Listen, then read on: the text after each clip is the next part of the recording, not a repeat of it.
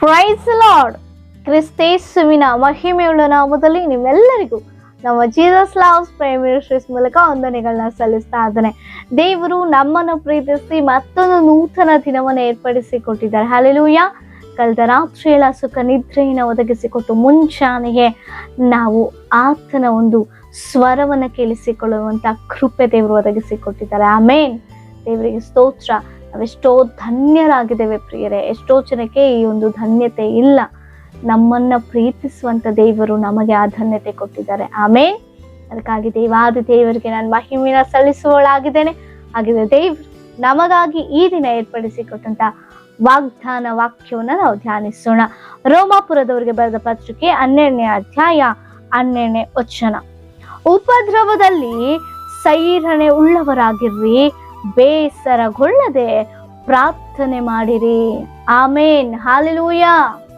ದೇವರಿಗೆ ಸ್ತೋತ್ರ. ಪ್ರಿಯರೇ, ವರ್ಷಗಳು ಕಳಿತಾ ಈ ಒಂದು ಪ್ರಪಂಚದಾದ್ಯಂತ ನಡೀತಿರುವಂತ ಭಯಂಕರವಾದ ಕೃತ್ಯಗಳು ನಾವು ನೋಡ್ತಾ ಇರುವಾಗ ನಮಗೆ ಅರ್ಥ ಆಗ್ಬೇಕು ಒಂದೇ, ದೇವರ ಬರೋಣ ಅತೀ ಶೀಘ್ರದಲ್ಲಿದೆ ಎಂಬುದಾಗಿ. ದೇವರು ನಮಗೆ ತಿಳಿಸ್ಲಿಕ್ಕೇನೆ, ನಮ್ಮನ್ನ ಎಚ್ಚರಿಸ್ಲಿಕ್ಕೇನೆ, ನಾವು ಆತನಿಗೆ ಸಿದ್ಧರಾಗಬೇಕು ಎಂಬುದಕ್ಕಾಗಿಯೇ ಎಲ್ಲ ಪರಿಸ್ಥಿತಿಗಳನ್ನ ನಮ್ಮ ಕಣ್ಣು ಮುಂದೆ ಪ್ರತ್ಯೇಕವಾಗಿ ನಡೆದಿದ್ರು, ಪರೋಕ್ಷವಾಗಿ ನಡೆದಂತ ಕಾರ್ಯಗಳು ನಮ್ಮ ಕಣ್ಣು ಮುಂದೆಯೇ ದೇವರು ತರ್ತಾ ಇದ್ದಾರೆ. ಹಲ್ಲೆಲೂಯಾ. ನೋಡ್ತಾ ಇದ್ದೇವೆ ಪ್ರಪಂಚದಲ್ಲಿ ಎಂಥ ಭಯಂಕರವಾದ ನೂತನ ವರ್ಷದಲ್ಲಿ ಭಯಂಕರವಾದ ಕೃತ್ಯಗಳು ನಡೀತಾ ಇದೆ ಎಂಬುದಾಗಿ.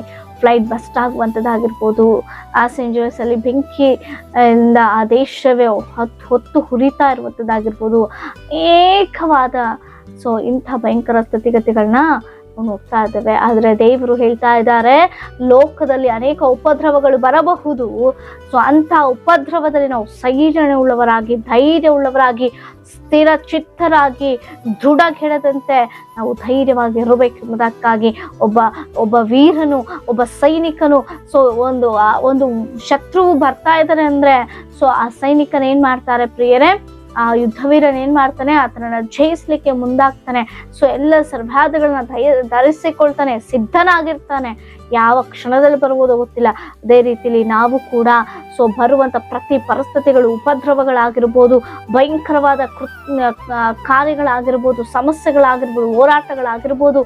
ನೂತನ ವರ್ಷ ಬಂತಲ್ಲ, ಈ ನೂತನ ವರ್ಷ ಚೆನ್ನಾಗಿರ್ತೀವಿ ನಾವು ಅಂದುಕೊಂಡ್ರೆ ಅದು ನಮ್ಮ ಭ್ರಮೆ ಮಾತ್ರವೇ. ಹಲ್ಲೆಲೂಯಾ. ನಮ್ಮ ಭ್ರಮೆ. ನಾವು ಊಹಿಸಿಕೊಳ್ತಾ ಇದ್ದೀವಿ ಅಷ್ಟೇ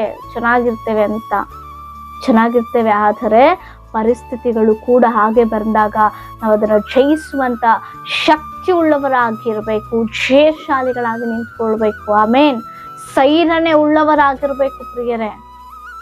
ಅದು ಮಾತ್ರವಲ್ಲ, ನಾವು ಬೇಸರಗೊಳ್ಬಾರ್ದಂತೆ. ಉಪದ್ರವ ಯಾಕಾರು ಬಂತೋ, ಈ ಪರಿಸ್ಥಿತಿ ಯಾಕಿಂತ ಕಷ್ಟ ಬಂತೋ, ಯಾಕಿಂತ ನಷ್ಟ ಬಂತೋ, ಯಾಕೆ ಹೀಗಾಯ್ತೋ ಆ ದೇಶದಲ್ಲಿ, ಅಯ್ಯೋ ದೇವರೇ ಅಂತ ಅನ್ಕೊಂಡು ಸುಮ್ಮನೆ ಕೂರುವಂಥದ್ದಲ್ಲ. ಬದಲಾಗಿ ಪ್ರಾರ್ಥನೆಯನ್ನ ಮಾಡ್ಬೇಕು. ಪ್ರಾರ್ಥನೆ ನಮ್ಮ ಆಯುಧ ಪ್ರಿಯರೇ. ನಮ್ಮ ಪಿತೃಗಳು ನಾವು ನೋಡ್ತಾ ಇದ್ದೇವೆ, ಭಯಂಕರವಾದ ಪರಿಸ್ಥಿತಿ ಅವರಿಗೆ ಎದುರಾದಾಗ ಎರುಕುಪಟ್ಟಣ ಅವರು ದಾಟಲಾಗದಂತೆ ಹೋದಂತ ಸ್ಥಿತಿಯಲ್ಲಿ ಅವ್ರು ಮಾಡಿದೊಂದೇ ಪ್ರಾರ್ಥನೆ ಮಾಡಿದ್ರು. ಜಪಪದಗಳನ್ನ ಹಾಡುತ್ತಾ, ದೇವರನ್ನ ಸ್ತುತಿ ಮಾಡುತ್ತಾ, ದೇವರೊಟ್ಟಿಗೆ ಮಾತನಾಡ್ತಾ, ಪ್ರಾರ್ಥಿಸ್ತಾ ದೇವರೊಟ್ಟಿಗೆ ಆ ಒಂದು ಸಮಯನ ಕಳೆಯುವಾಗಲೇ ಆ ಎರಿಕೋ ಪಟ್ಟಣ ಏನಾಯ್ತು, ಬಿದ್ದು ಹೋಯ್ತು. ಆಮೇನ್. ಹಾಲೆಲೂಯಾ. ಎರಿಕೋ ಗೋಡೆಗಳು ಬಿದ್ದು ಹೋಯ್ತು. ದಾರಿ ಮಾಡಿಕೊಟ್ಟು ಪ್ರಾರ್ಥನೆ. ಆಮೇನ್. ಪ್ರಾರ್ಥನೆ ಬಹಳ ಶಕ್ತಿ ಉಳ್ಳದ್ದಾಗಿದೆ. ಪ್ರಾರ್ಥನೆ ನಮ್ಮ ಆಯುಧವಾಗಿದೆ.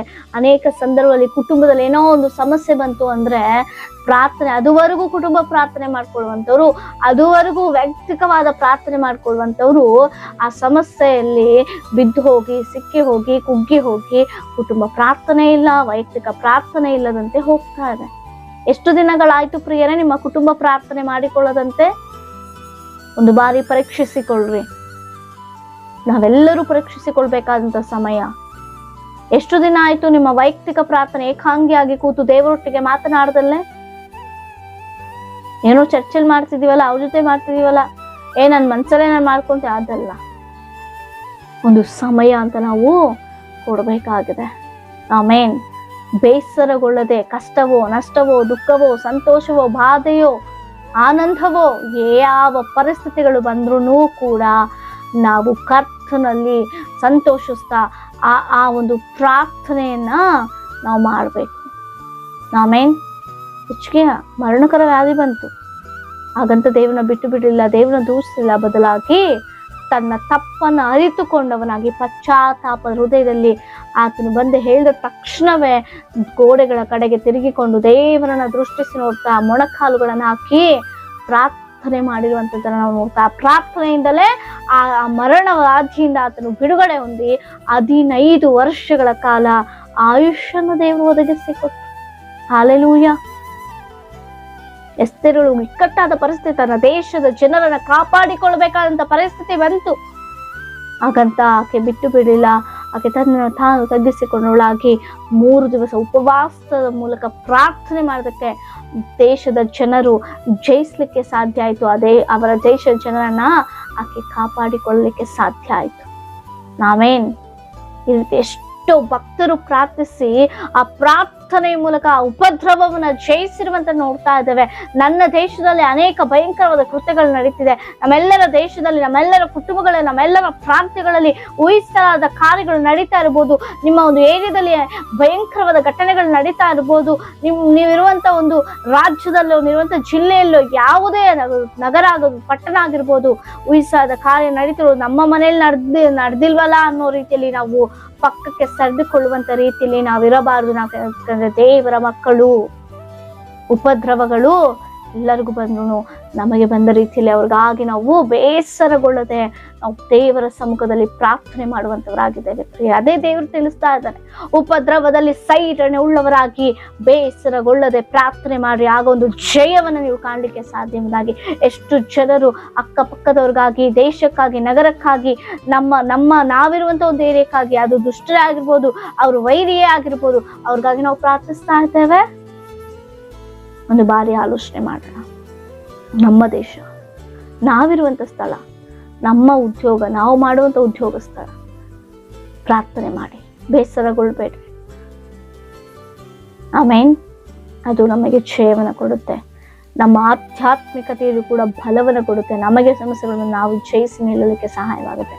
ಒಂದು ವಾಗ್ದಾನ ಮೂಲಕ ದೇವರು ಅಂತ ಪ್ರಾರ್ಥನಾ ಭಾರವನ್ನ ನಮಗೆಲ್ಲರಿಗೂ ಒದಗಿಸಿಕೊಟ್ಟು ಪ್ರಾರ್ಥನಾ ಶಕ್ತಿ ಉಳ್ಳವರಾಗಿ ನಾವು ದೇವರ ಸಮ್ಮುಖದಲ್ಲಿ ಉಪದ್ರವಗಳನ್ನ ಜಯಿಸುವಂತ ಪ್ರಾರ್ಥನಾ ವೀರರಾಗಿ ದೇವರು ನಮ್ಮನ್ನು ಮಾರ್ಪಡಿಸಲಿ. ಈ ವಾಕ್ಯದ ಮೂಲಕ ನಮ್ಮೆಲ್ಲರನ್ನ ದೇವರು ಆಶ್ವಸಿಸಿ ಬಲಪಡಿಸಲಿ. ಪ್ರಾರ್ಥಿಸಿಕೊಳ್ಳೋಣ. ನಿಮ್ಮ ಏನೇ ವಿಜ್ಞಾಪನೆಗಳು ನಮಗೆ ಕಮೆಂಟ್ಗಳ ಮೂಲಕ ತಿಳಿಸ್ಕೊಡಿ. ನಿಮಗಾಗಿ ನಾವು ಪ್ರಾರ್ಥಿಸಿಕೊಳ್ಳೋಣ. ಪರಿಶುದ್ಧನ ಅಂತ ದೇವರೇ, ಮಹೋನ್ನತನಿಗೆ ಸ್ತೋತ್ರ. ಜೀವಳ ಜೀವಾಧಿಪತಿ ಅಂತ ದೇವರ ಸ್ತೋತ್ರ. ಹೌದು ಕರ್ತನೆ, ಪ್ರಾರ್ಥನಾ ಶಕ್ತಿ, ಪ್ರಾರ್ಥನಾ ಭಾರವು ನಮಗೆ ಕೊಟ್ಟು ಅಪ್ಪ ನಾವು ಪ್ರಾರ್ಥಿಸುವಂತ ಕೃಪೆ ನಮ್ಮೆಲ್ಲರಿಗೂ ಒದಗಿಸಿಕೊಡು. ಇವಾಗ ನಮ್ಮೆಲ್ಲರ ಆಶ್ವಸ್ತು ಬಲಪಡಿಸು. ಯೇಸುವಿನ ನಾಮದಲ್ಲಿ ತಂದೆಯೇ, ಆಮೇನ್. Price the lord.